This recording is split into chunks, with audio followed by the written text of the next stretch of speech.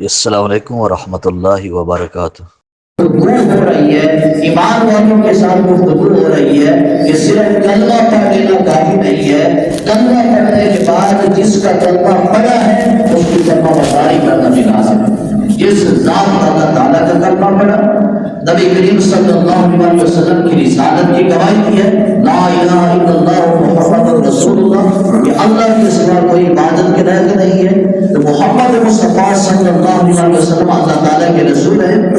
اور جب یہ کلمہ پڑھ کے اقرار کر دیا اور یہ قول کیا ہے اور تصدیق کی ہے، دل سے مانا ہے کہ اللہ کے سوا کوئی عبادت کے لائق نہیں ہے، کہ نماز پڑھنا بھی عبادت ہے، روزہ رکھنا بھی عبادت ہے، تو پھر جب کلمہ پڑھتے ہیں کہ لا الہ الا اللہ پڑھتا ہے کہ اللہ کے سوا کوئی عبادت کے لائق نہیں ہے، اور نماز وہ بھی رب کی عبادت ہے، اللہ تعالیٰ کی عبادت کی جا رہی ہے، روزہ رکھنا وہ بھی رب کی عبادت ہے، اللہ تعالیٰ کی عبادت کی جا رہی ہے، اس بنا پہ بندہ مومن پہ لازم اور ضروری ہے کہ جس نے کلمہ پڑھا ہے، اقرار کیا ہے، زبان سے اس نے اقرار کیا، دل سے اس نے مانا ہے، دل سے اس نے تصدیق کی ہے، اب اس بندہ مومن پہ لازم ہے کہ جو دل سے مانتا ہے اس کے جسم کے اعتبار سے بھی اس پہ عمل کرنا چاہیے۔ مطلب یہ ہے کہ نماز ہے، نماز پڑھے، اس طرح روزہ رکھے، تو یہ پریکٹیکلی طور پر بھی اس پہ عمل کرے، جو اس نے اقرار کیا ہے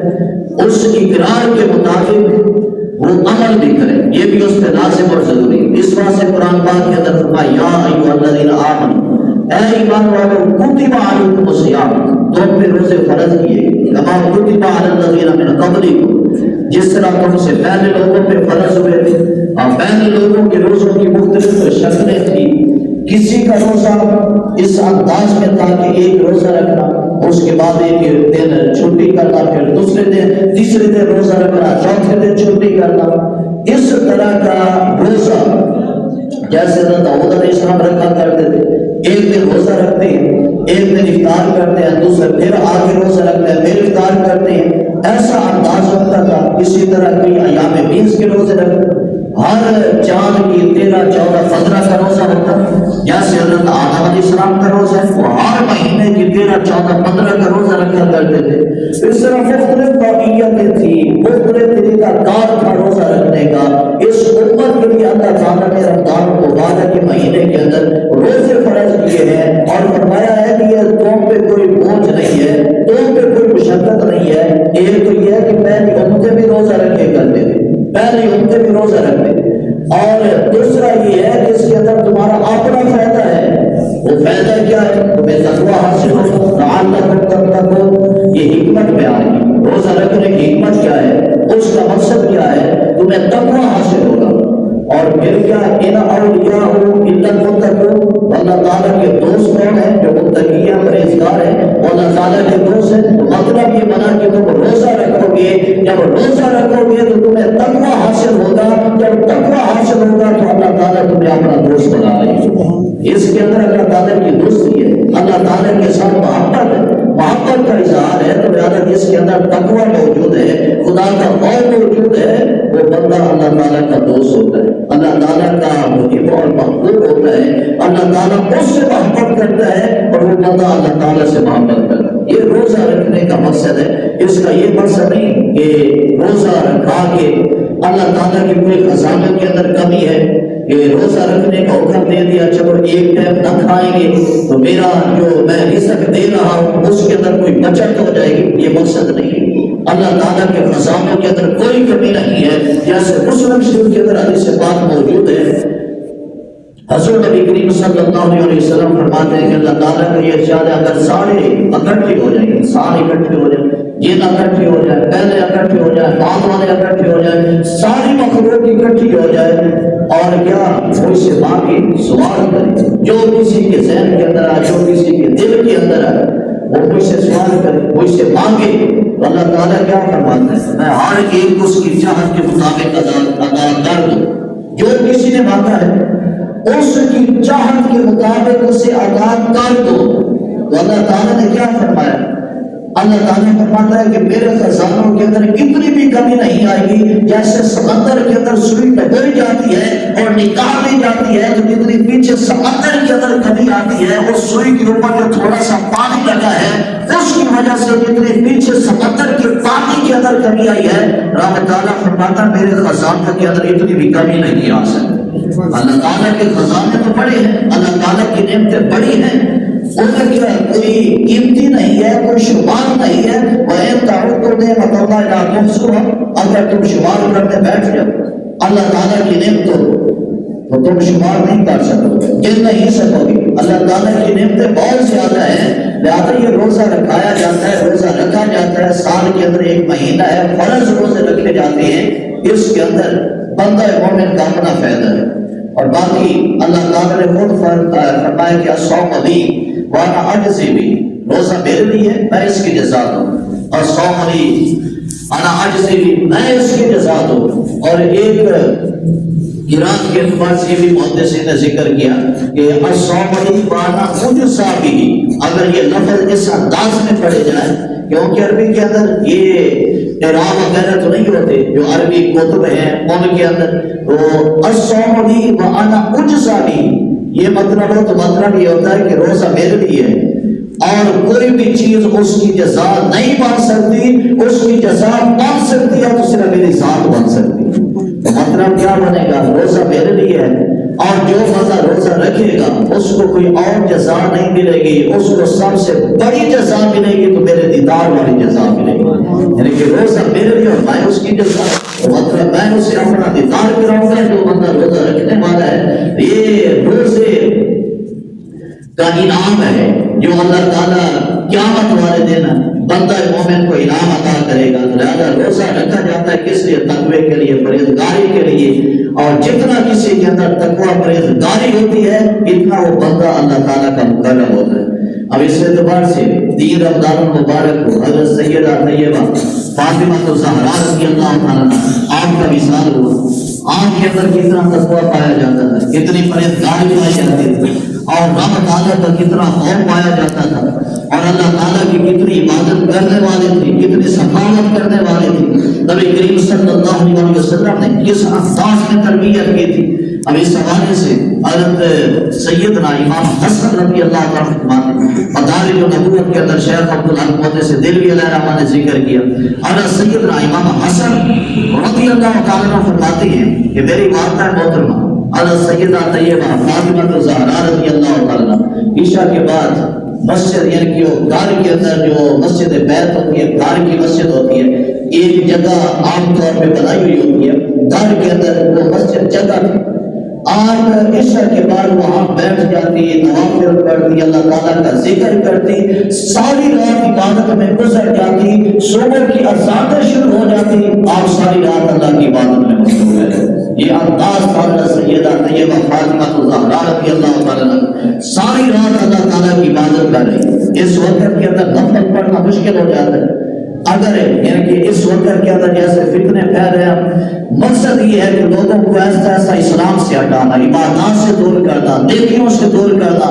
کبھی یہ شوشہ چھوڑا جاتا ہے کہ تراویح تو ہے ہی نہیں، نعوذ باللہ تراویح تو بالکل ہے ہی نہیں، یہ ثابت نہیں، کبھی یہ شوشہ چھوڑ دیا جاتا ہے۔ نبی پاک علیہ السلام یہ تراویح نہیں پڑھتے تھے، بس یہی کرتے تھے کہ آپ ایسے جو تہجد کی نماز پڑھتے ہیں رمضان المبارک کے اندر چند رکعتیں مزید پڑھ لیتے تھے، آپ کی بڑی تہجد کی نماز ہوتی تھی، یہ کوئی تراویح نہیں۔ اس طرح کے عجیب قسم کے مفکر آج آ چکے ہیں، اس قسم کے اسکالرز حضرات آ چکے ہیں جو آخری اس طرح کی تحقیقیں پیش کر رہے ہیں کہ تراویح نہیں ہے۔ اور سیدنا عمر بن خطاب رضی اللہ عنہ ان کو پتہ نہیں چلا تھا کہ تراویح ہیں یا نہیں ہے، صحابہ اکرام علیہ رضوان کو پتہ نہیں چلا تھا تراویح ہیں یا نہیں ہے۔ تو یہ کتوں نے تراویح شروع کی تھی، یہ جماعت کے ساتھ باقاعدہ طور پہ جماعت کرانا یہ سیدنا عمر بن خطاب کرا رہی، اور سیدنا عمر بن خطاب رضی اللہ عنہ انہوں نے باقاعدہ طور پہ یہ تراویحوں کی جماعت حضرت ابی بن کعب رضی اللہ عنہ کو حکم دیا، 20 رکعت تراویح پڑھاتے تھے،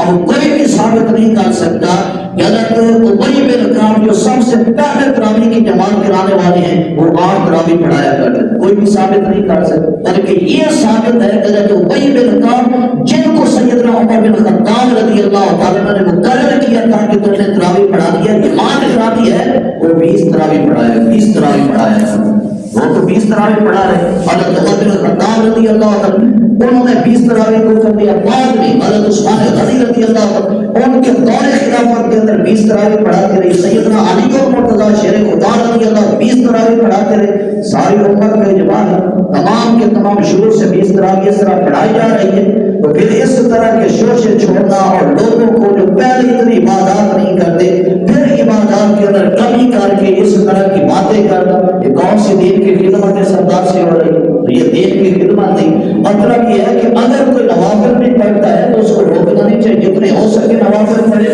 اللہ سیدہ طیبہ فاطمہ زہرا رضی اللہ ساری رات نوافل پڑھ رہی ہے، عبادت کر رہی ہے.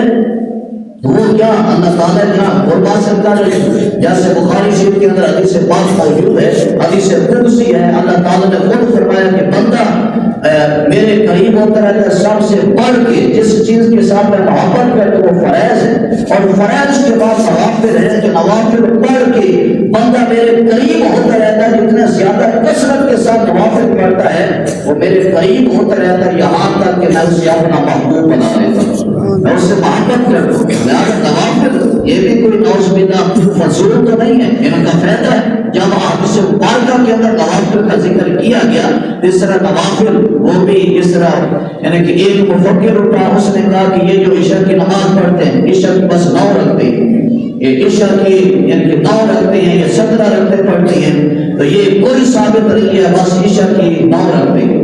یہ بڑی دین کی خدمت ہو رہی ہے، بڑی اسلام کی خدمت ہو رہی ہے. اس طریقے سے باتیں کر کے پہلے اسلام کا مثال تو سمجھے، پہلے اسلام کی طبیعت تو سمجھے کہ اسلام کی طبیعت کیا ہے، دین کا مثال کیا ہے. ہم یہ کہنا کہ بس عشاء کی 9 رکھتے ہیں، 4 فرض ہیں، 2 سنتے ہیں اور 3 وتر ہیں، بس یہ عشاء.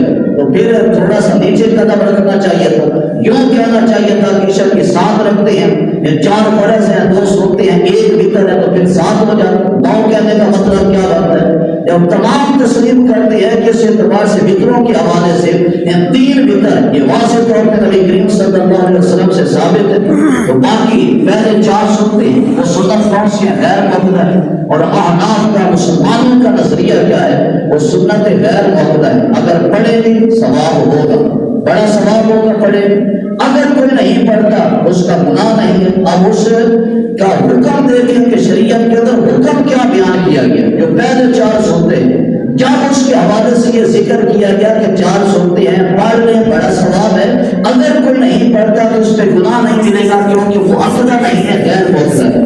اس کے بعد کیا 4 فرض ہے، 4 فرضوں کے بعد کیا 2 سنتے ہیں، پھر 2 نفل ہیں.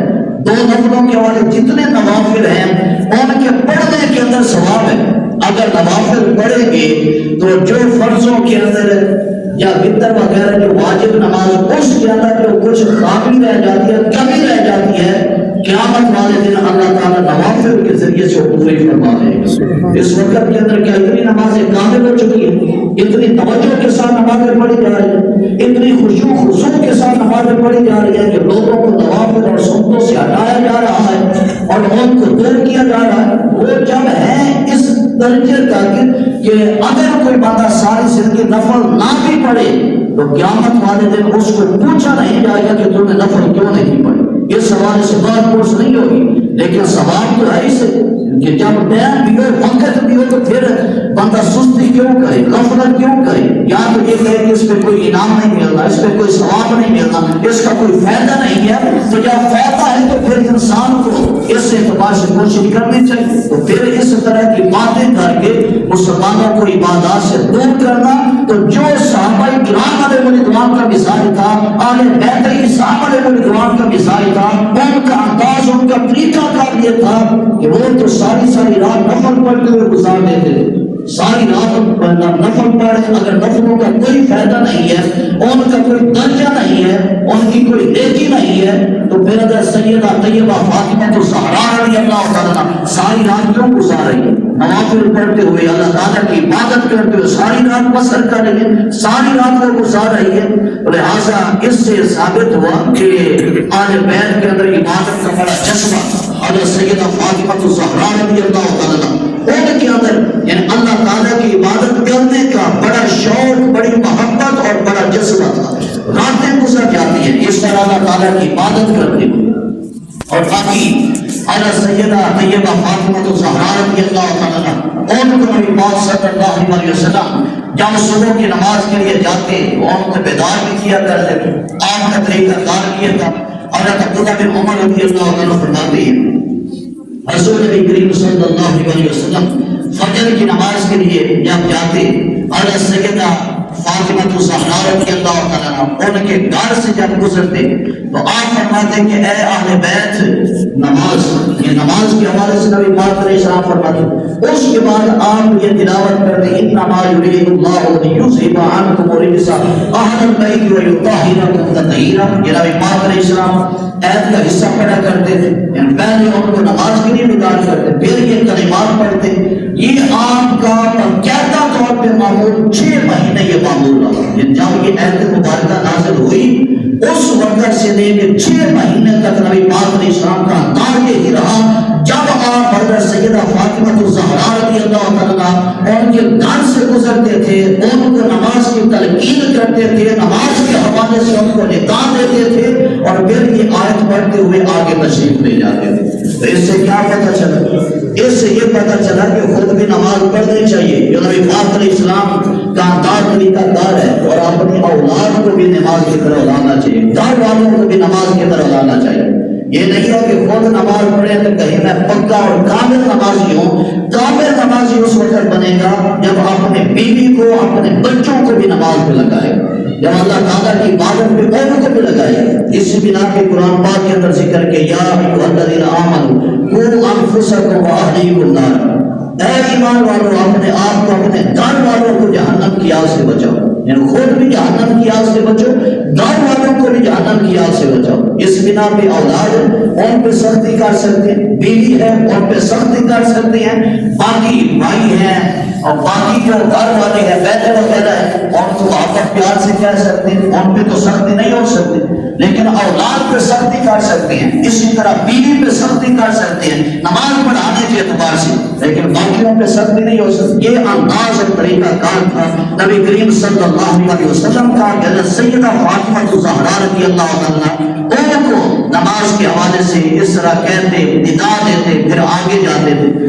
لہذا اس سے یہ بھی ثابت ہوا کہ جب غفلت کا ٹائم ہو، کئی لوگ سو رہے ہوں، اس وقت یہ صدا لگانا نماز کے حوالے سے یہ بالکل جائز ہے. یہ باقی سیدنا صدیق اکبر رضی اللہ عنہ کے بعد سیدنا عمر بن خطاب وہ بھی صدا لگایا کرتے تھے. حضرت سیدنا عثمان بن عفان رضی اللہ وہ صدا لگا رہے ہیں. سیدنا علی المرتضیٰ شیر خدا کرم اللہ وجہہ الکریم وہ جب صبح کے وقت گلی سے گزر رہے ہوتے تھے وہ بھی صدا لگاتے تھے. اس طرح صدا لگانا جو سوئے ہوئے ہیں ان کے حوالے سے کہ نماز کا وقت ہو چکا ہے، نماز کے لیے تیاری کر رہے ہیں، تو یہ بالکل درست ہے. اس طرح صدا لگائی جائے وہ درست ہے. اور باقی اگر سیدہ طیبہ فاطمہ الزہرا رضی اللہ تعالیٰ ان کے اندر سخاوت بھی اعلیٰ درجے کی پائی جاتی. اگرچہ کئی دن گزر جاتے خود فاقے سے رہتے